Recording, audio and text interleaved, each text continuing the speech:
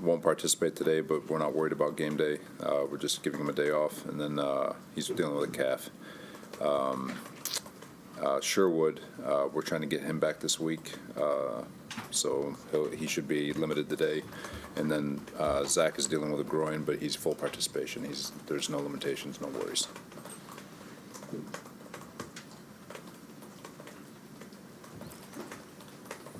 Did he get that? Was that late in the game, was a specific play, or when did he get that? Just to build, he just woke up a little bit sore, and since they touched him in the training room, I guess he's got to go on the list, so it's not a concern.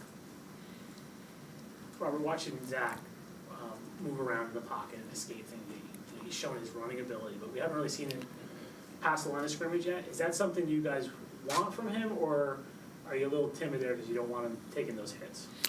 That's a feel thing. I think he had a couple of scrambles in the game. He had one where he got tackled. It was negated because of a holding penalty, which we got the first down on, and then he had one that he scrambled for a third down conversion. So that's going to be more feel, and as he gets comfortable.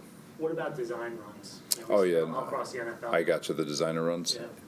Yeah. Not to say that they're not up, but he's not exactly Lamar Jackson either. So.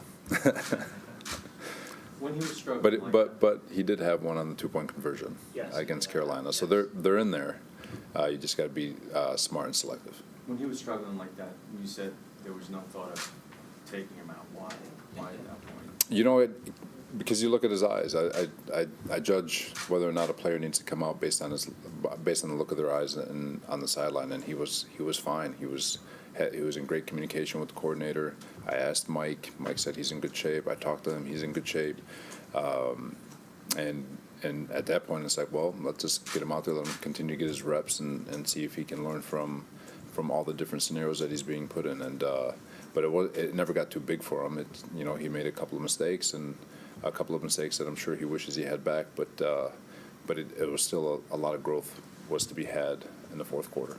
I remember when we talked to you after the game, you had mentioned having Zach play a little bit more boring, like football at times. But how do you instill that into him without also taking away some of what makes him special? Like, the play against the Packers in the preseason game where he kind of ran around and then found Corey, or even the touchdown against the first touchdown to Corey against the Panthers. I mean, those are plays theoretically he could have dirted it or thrown it out of bounds, but he kind of tried to do something and it worked. It's not necessarily throwing things away or dirting like that. That's his skill set, right? Is to get out of the pocket. But when you look at, I was just talking about this with Joe the other day.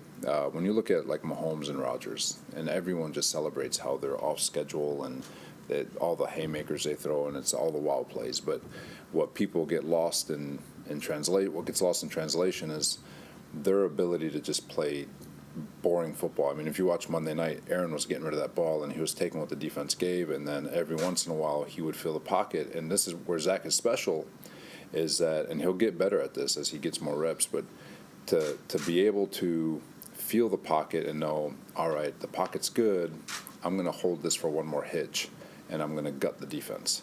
And he'll learn that. But there's going to be times where he also has to get the defense playing aggressive, and you get the defense playing aggressive by being boring, and you pull the defense up, and when they pull up, that's when you can feel it. So all that spatial awareness, all those things will happen, and I think they happen naturally as you get your reps. Is that a game plan, or can you game plan that into him, like just scale things back and make it all simple, or is it still up to his instincts when he gets out there? I think it's instincts. You go through, you have your game plan, and it's all feel. If the defense is giving you space, take it. If the defense is trying to take it away, and you feel good with your protection, take your hitch and go over their head. So there's the game and there's the feel that he has to get the hang of, and it's not easy. To be able to, and you've got. I was talking to Albrecht. We were watching the offense's tape on Monday. I was like, man, can you imagine being a quarterback, just being a pinata back there and just, you're telling everyone to stay in the pocket, and it's like, but they get paid a lot of money to do it. But either way, so he's back there, he's dealing with the rush, and now he's got to feel what defenses are giving, and he's got to work through his progressions. There's so many things that are happening to these rookie quarterbacks, and it's, he is, and what's great about him is he's got the mindset to get in the film room and get better every time he sees something. So. Robert, on that 3rd and 2 right before you kick the field goal, you guys got stuff. Obviously, they had like 9 on the line of scrimmage, and obviously, from film, if you blocked everything up, Bentley was still open. So my question to you is, are you guys have it set up to where it's like a one-on-one to see your run back and make him miss, or is it so Ledger Tucker was working up to McCourty? Do you want the running back to run behind, or you just got to run something completely different? You know, if it was blocked up perfectly, it would have been a one-on-one. Not quite with Bentley, but I'll keep away from who it would have been. But it's, you know, you can always second guess when something doesn't work. But you know, the offense had been just churning out chunk yardage, and at that point in the game, it just felt right to have a run pass option right there, and ran the ball, and it didn't work out. But there was still a heck of a drive. It just didn't work out the way we wanted to. Or how have you felt about your first 2 games as a head coach? How do you feel they've gone in terms of game management and your decisions and things like that? What do you guys think? You know, I think so. Just revisiting with Burke and having our conversations after just a game review and all that. It's you know, there's stuff that, you know, I could have done better, and there's things that we feel good about, and there's things that we've learned off of. So, you know, it's going to be a constant learning process. I haven't had anything hard either. I don't think I've gotten a chance to challenge. Tried to on the first play of the game, or second play of the game, but I think so far it's been good. But I know that there's going to be greater challenges ahead. Is it interesting for you because everyone thinks they can do your job? I haven't met anyone who doesn't think they can be an NFL head coach. And you obviously for years were down the sideline doing your thing, and you probably were like, hey, I'd do it this way if I was a head coach. Has it been an interesting process for you now being in that chair? Yeah, she'll probably kill me. God bless my mother. Broken English, doesn't even know how many yards it takes to get a first down, and she was coaching me up on what we should tell our receivers. So everybody's got an opinion, but it's, you know what, I had an opinion too, and so it's you take it with a grain of salt, and but I'm not afraid to absorb all the information because you never know what you might find. So it's all of it's worth something. What was her advice? What was the advice she gave? What she wanted the receivers to do? I was a little upset at the time, so I'm not sure I took it all in, but even though I should have. But she, it was something about the, yeah, I don't even remember. Did she want Zach to be more boring too?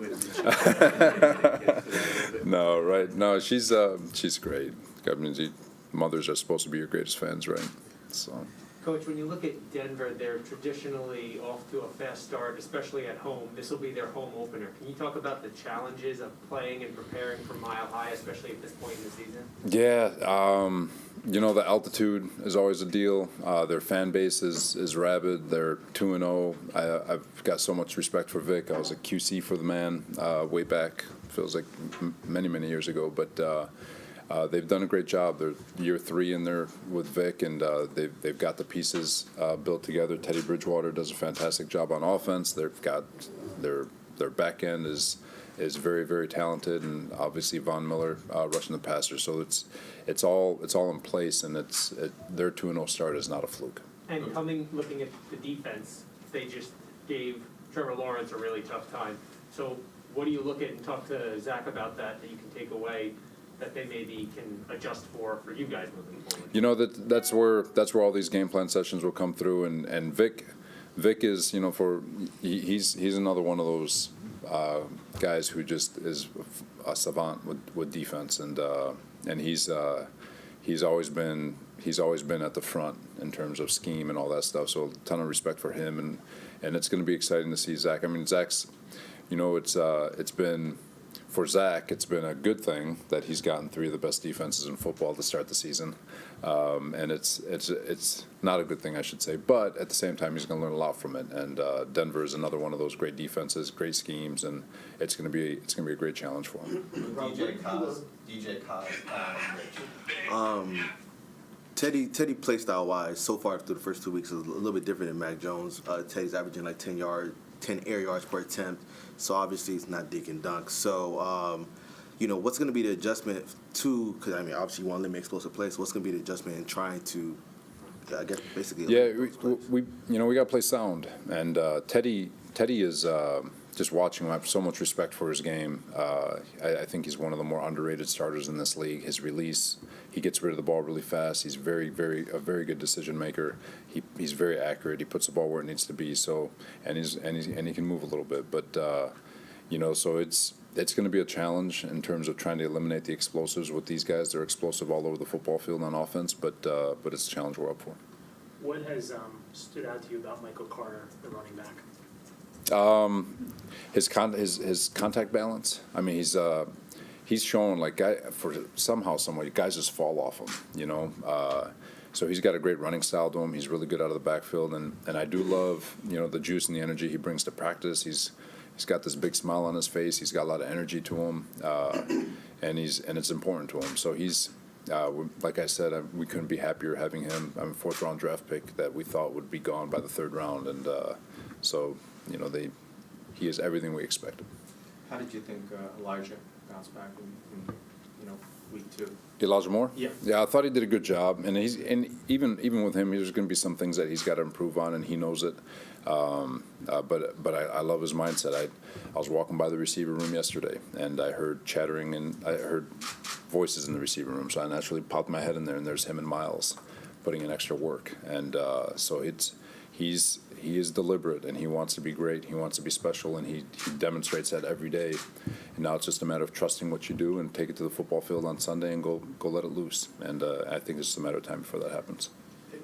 Robert, what has Braxton given you out of the slot, and what happens to him when Jamison is ready to go back? So Braxton, that veteran, he does a lot of things. First, obviously the slot. Second, he is our punt returner and kick returner, so he's got tremendous teams value for Brant. But in the slot, just that veteran presence to know where he is. I mean, I know you guys aren't privy to practice, but he's out there on Wednesday, which is a heavy install day, and helping the other receivers get lined up. He's helping the quarterback out of the huddle. He's helping running. He's helping everybody. He's just that veteran presence who's reliable, who can get separation, win one-on-ones, and those guys, they just naturally draw to the quarterback in terms of, I know you're going to be exactly where you need to be, and so they can deliver the ball on time and not take a hit. So just that veteran presence has been awesome. But does that position lend itself to rotating 2 guys in there, or do you kind of It depends, and that'd be a great question for Mike also. But Jamison coming back from a groin, and if he's rolling, that's not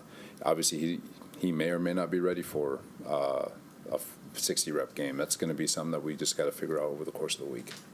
Thanks, everyone. All right, thanks everybody.